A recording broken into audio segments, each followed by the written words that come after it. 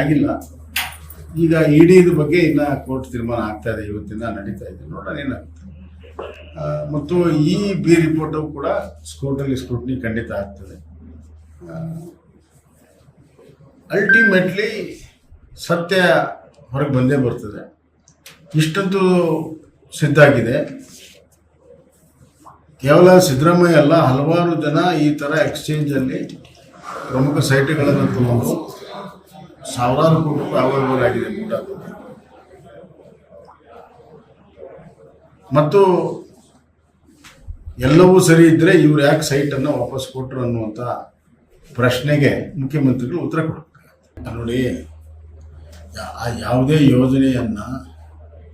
ಯೋಜನಾವನ್ನು ಮಾಡಿ ಯೋಜನಾಬದ್ಧವಾಗಿ ಅದು ಹಣಕಾಸು ಒದಗಿಸಬೇಕು.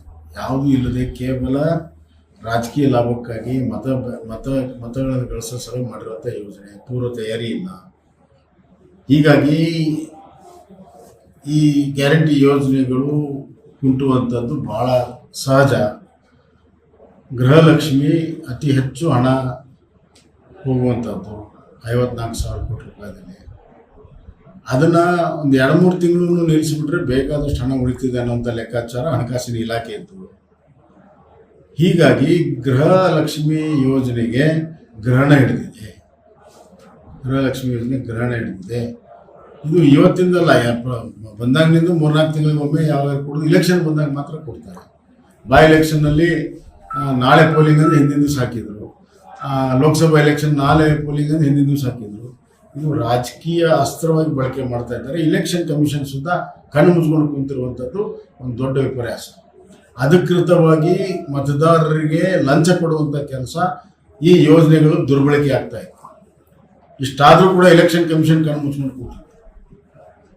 ಆದ್ದರಿಂದ ಇವತ್ತು ಏನು ರಾಜ್ಯ ಸರ್ಕಾರ ಮಾತು ಕೊಟ್ಟಿದೆ ಆ ಪ್ರಕಾರ ಕೂಡಲೇ ಹಣ ಬಿಡುಗಡೆ ಮಾಡಬೇಕು. ಇವತ್ತು ಇಯರ್ ಎಂಡಿಗೆ ಅವ್ರು ಜಾರ್ಜ್ ಅವರು ಹೇಳಿದರು, ಆ್ಯಕ್ಚುಲಿ ಇಯರ್ ಎಂಡಿಗೆ ದುಡ್ಡು ಕಲೆಕ್ಷನ್ ಚೆನ್ನಾಗಿ ಬರ್ತಾ ಇದ್ದವ್ರು. ಈಗಲೇ ಕೊಟ್ಟಿಲ್ಲ ಅಂದಮೇಲೆ ಮುಂದೆ ಕೊಡೋಕೆ ಸಾಧ್ಯನೇ ಇಲ್ಲ. ಅದರಿಂದ ಅದು ಸಂಬಳ ಅಲ್ಲ, ಅದು ಗೌರವ ಧನ.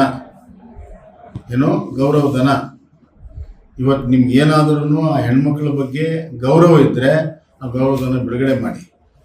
ಇಲ್ಲದೇ ಇದ್ದರೆ ಆ ಹೆಣ್ಮಕ್ಳಿಗೆ ಗೌರವವನ್ನು ನೀವು ಕೊಟ್ಟಿಲ್ಲ ಅನ್ನುವಂಥದ್ದು ಸಾಬೀತಾಗ್ತದೆ. ಯಾರು ಇಲ್ಲಿ ಭಿಕ್ಷೆ ಬಿಡಕ್ಕೆ ನಿಂತಿಲ್ಲ. ಈ ವಿಡಿಯೋ ನಿಮಗೆ ಇಷ್ಟವಾದಲ್ಲಿ ಲೈಕ್ ಮಾಡಿ, ಶೇರ್ ಮಾಡಿ, ಸಬ್ಸ್ಕ್ರೈಬ್ ಮಾಡಿ.